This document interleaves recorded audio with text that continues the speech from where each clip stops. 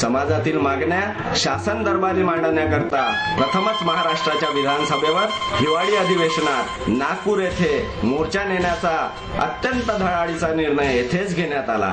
याकरिता अमरावती संघटनेतर्फे जिल्ह्यातील गावागावात फिरून प्रचार प्रसार जनजागृती करण्यात आली। यांचा परिणाम म्हणून केवळ अद्भुतम रोमहर्षणम असे ज्याचे वर्णन करावे लागेल असा विशाल मोर्चा समाजाच्या विविध मागण्यांसाठी शिंपी समाज संघटनेच्या माध्यमातून आजपासून केवळ 3 वर्षापूर्वी याच दिवशी 13 डिसेंबर 2004 ला 25 ते 30 हजार समाज बांधवांनी नागपूर हिवाळी अधिवेशनाला धडक दिली। लोकशाही व्यवस्थेमध्ये कधी कुठलीही मागणी न करणारा, शासनाला वेठीस न धरणारा शिंपी समाज प्रथमच आपल्या इष्ट मागण्यांसाठी विधान भवनावर सरसावला।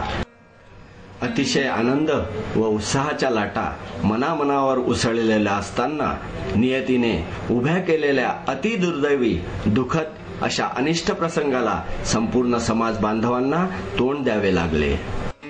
अत्यंत तरुण, वय वर्ष केवळ 34, तडफदार, समाजकार्यात सर्वस्व झोकून देणाऱ्या उत्साहमूर्ती सौ संगीताताई ताठे यांच्यावर काळाने क्रूर झडप घेतली व एका क्षणातच मनामनात भरून वाहणारा आनंद अतीव दुःखात परावर्तित झाला।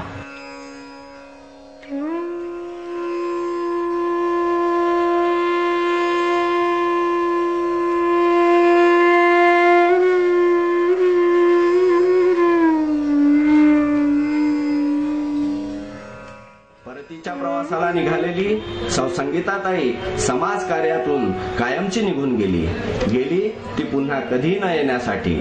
संपूर्ण समाजाचे काळीज पिळवटून टाकणारी ही शोकमयी घटना समाजाच्या मोर्चाच्या प्रचंड मनाला कायमस्वरूपी दुःखाची झालर लावून गेली।